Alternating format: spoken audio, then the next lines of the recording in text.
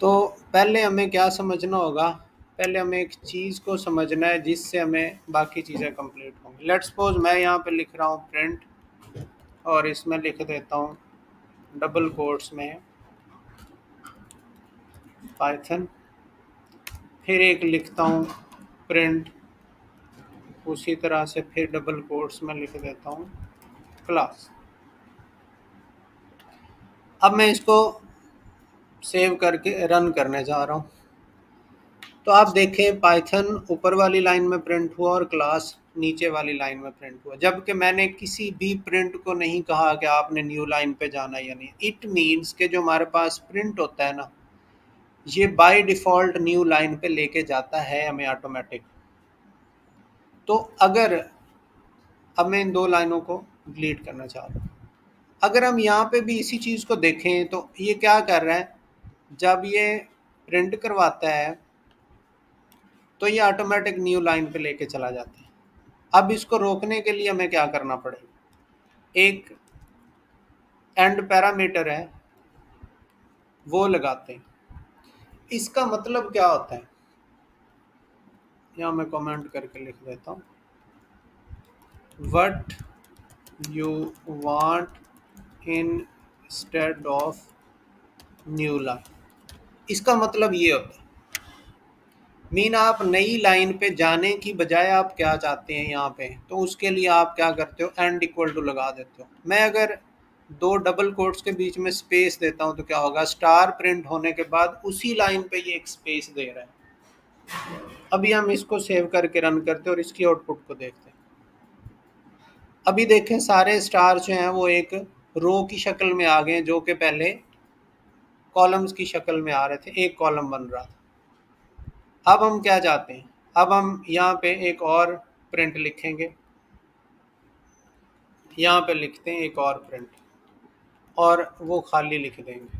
इससे क्या होगा, आपको मैंने बताया कि जो प्रिंट होता है वो बाय डिफ़ॉल्ट न्यू लाइन पे लेके जाता है। तो मैं चाहता हूँ जब एक लूप कंप्लीट हो जाए तो तब ये उसको उठा के न्यू लाइन पे ले जाए।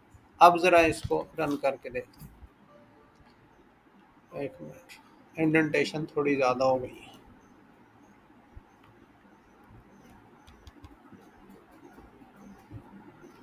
इसको नीचे बाहर आना चाहिए यहाँ।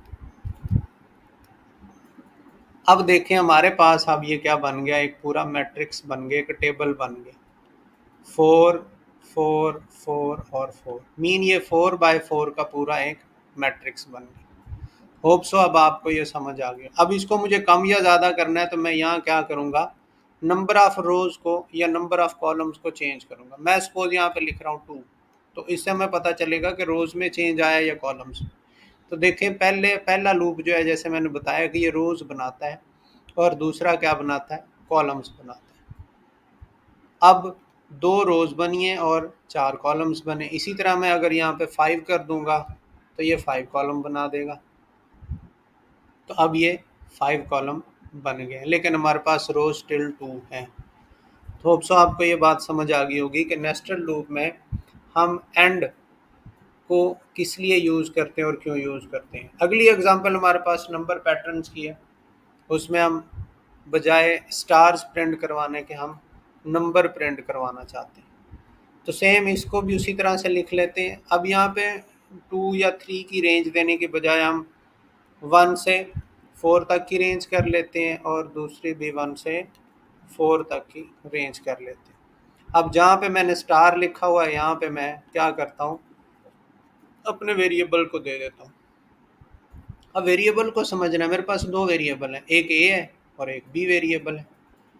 पहले मैं ए को लिख रहा हूँ, ठीक है, बाकी मैं सेम वैसा ही लिख रहा हूँ। ए को लिखूंगा तो क्या आएगा, ए को लिखा तो 1 1 2 2 और 3 3 आया है। अगर मैं बी को लिखूंगा तो 1 2 3 1 2 3 1 2 3 आएगा। देखिए 1 2 3 1 2 3 और 1 2 3। अब इस साइंस को समझते हैं कि इसमें ऐसा क्यों हो रहा है। अब देखें, ये जो मेरे पास पहली रो है, इसमें मैंने वेरिएबल लिखा हुआ है ए। मैं यहाँ पे ए लिख देता हूँ, ए। अब ए जब फर्स्ट टाइम चला है तो ए की वैल्यू क्या थी 1, तो 1 फिर अगली दफ़ा, फिर 1 फिर अगली दफ़ा, इस पूरी रो के अंदर मेरे पास ए की वैल्यू 1 ही रही है। इसलिए वो जब मैंने पहले प्रिंट करवाया तो मेरे पास 1 1 ही आ रहा था सबके साथ। इसके साथ भी 1 आया, इसके साथ भी 1 आ गया। चलें ये कैपिटल ही रहने देते। फिर दोबारा स्टार्ट हुआ, फिर उस टाइम ए की वैल्यू अगली रो में चेंज हो गई और यहाँ पे ए 2 हो गया, तो फिर 2 2 होता गया, फिर 3 3 होता गया। इसका मतलब है अगर हम आउटर लूप को प्रिंट करवाएंगे तो वैल्यूज स्टिल सेम रहती हैं, और अगर हम इनर लूप को प्रिंट करवाते हैं तो रो के अंदर वैल्यूज चेंज होंगी। वापस आपको लेके चलता हूँ कोड की तरफ और दोबारा बताता हूँ। देखें ए जो है वो कह रहा है कि 1 से 4। अब ए की वैल्यू जब फर्स्ट टाइम 1 थी तो उस टाइम ये वाला लूप चल पड़ा और ये चला 4 टाइम। इसने अपने 4 आइट्रेशंस कंप्लीट की, ख़त्म की, तो वापस फिर ए के पास गया और ए की उस टाइम आइट्रेशन सेकंड चली, फिर थर्ड चलेगी, फिर 4 चलेगी। तो ऊपर वाला लूप ए जो है जब 1 टाइम चलता है तो इनर कंप्लीट चलता है, ठीक हो गया।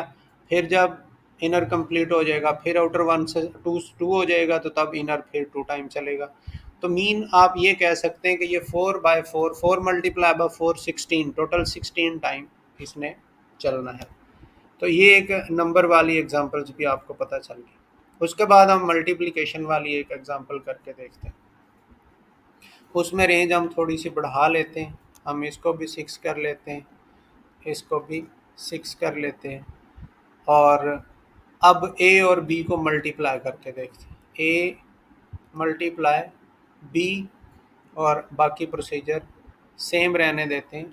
यहाँ पे हम क्या करते हैं, थोड़ी सी स्पेस देते हैं। इसको आप \t कहते हैं। \t का मतलब होता है टैब। ठीक हो गया जी। सेव करते हैं और रन करते हैं। अब हमारे पास एक मल्टीप्लिकेशन का टेबल बन गया। 1 मल्टीप्लाई बाय 1 1, फिर आगे 2 multiply by 1, 3 multiply by 1, 4 multiply bye 1 और 5 मल्टीप्लाई बाय 1। उसके बाद आता है फिर 1 multiply by 2, 2 multiply by 1, 2 multiply by 2, 2 multiply by 3, 2 multiply by 4, 2 multiply by 5।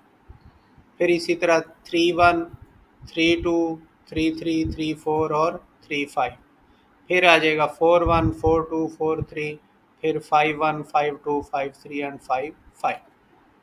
इससे भी आपको आइडिया हो गया कि नेस्टेड लूप जो है वो किस तरह से काम करता है। एक और एग्जांपल जिसमें हम ट्रायंगल बनाने की कोशिश करते हैं। पहले तो अभी हम टेबल बना रहे हैं और सेम साइज़ का बना रहे हैं, दोनों साइड से सेम। अब थोड़ा सा इसमें चेंज करने की कोशिश करते हैं। अब हम क्या करेंगे, हम कहते हैं कि इनर जो लूप है हमारा वो आउटर तक चले। तो आउटर ए है तो ए तक चलेगा। ए अगर 1 है तो वो 1 टाइम चलेगा, अगर 2 है तो वो 2 टाइम चलेगा, 3 है तो 3 टाइम चलेगा। यहाँ पे हम एक स्टार प्रिंट करवाते हैं ताकि ट्रायंगल में स्टार प्रिंट हो। बाकी टैब हटा देते हैं, स्पेस दे देते हैं थोड़ी सी, बाकी सेम रहने देते हैं। अब क्या होगा, अब ट्रायंगल बना। ट्रायंगल क्यों बना है, ज़रा आउटपुट और इस दोनों को मिला के देखते हैं। अब देखें ए की वैल्यू फर्स्ट टाइम है 1, क्योंकि इसने 6 तक चलना है। जब ए 1 था तो इसने बी को कहा कि आपने भी 1 टाइम चलना है, तो वो 1 टाइम चला, मीन एक स्टार प्रिंट हुआ। फिर जब ए की वैल्यू 2 हुई तो उस टाइम देखा कि ए की वैल्यू 2 है तो इनर लूप 2 टाइम चला। फिर 3 पे 3 टाइम, 4 पे 4 टाइम, 5 पे 5 टाइम। इस तरह से हमारे पास एक ट्रायंगल बन गई है। अब किसी का कोई क्वेश्चन है तो वो पूछ सकते हैं, बाकी मैं इसकी एग्जांपल जो हैं वो आपके साथ शेयर कर लूँगा। इसके नोट्स भी हैं मेरे पास, वो भी मैं आपके साथ शेयर कर लूँगा।